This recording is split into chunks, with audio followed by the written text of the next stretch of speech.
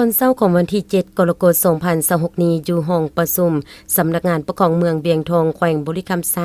ท่านคำตันศรีสมจิตห้องประธานองค์การกวดกาพักห้องหัวหน้าองค์การกวดการัฐแขวงบุรีคำไซได้ลงสุบยูติดตามเวียกงานตามสายตางอยู่เมืองเวียงทองมีท่านบัวพันธ์อินคำมาวงศ์กรรมการประจำพรรคเมืองประธานกวดกาพักหัวหน้าองค์การกวดการัฐเมือง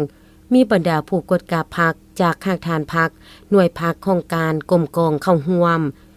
กรมประชุมท่านบัวพันธ์อินคำมาวงศ์กรรมการประจำพรรคเมืองประธานกวดกาพักหัวหน้าองค์การกวดการรัฐเมืองได้ขึ้นรายงานโยเกี่ยวกับเวียกงานพักของเมืองต่อกองประชุมทั่วเมืองมี98ทางฐานพัก91หน่วยพักมีหน่วยพักแข่ง87หน่วยพักกลาง4หน่วยพักเฉพาะปี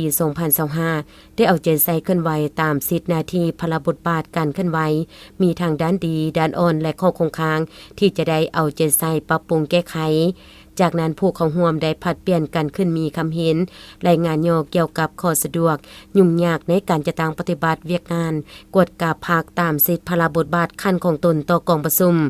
ตอนท้ายท่านคำตันศรีสมจิตห้องประธานกฎกาภาครัฐแขวงได้มีคำเห็นให้ทิศสีนำโดยท่านได้เน้นหนักให้ผู้เข้าร่วมเอาใจใส่ปฏิบัติตามพระบทบาทสิทธิและหน้าที่ในการจะตั้งปฏิบัติเวียกงานกฎกาในทันแถวสมาชิกพรรคเป็นต้นแม่นการกวดกาเสริมบรรดามติต่างๆของพรรคเวียกงานติดตามกวดกาการก่อสร้างพรรคการขยายพรรคตามหาหลักการ3ทิศนำของพรรคการก่อสร้างหน่วยพรรคปลอดภัยเข้มแข็งหนักแน่นการเสียสติพรรคตามกฎระเบียบของพรรคในระยะใหม่ให้ถูกต้องตามระเบียบการของพรรคเห็นให้เวียกงานกวดกามีประสิทธิภาพประสิทธิผลสูง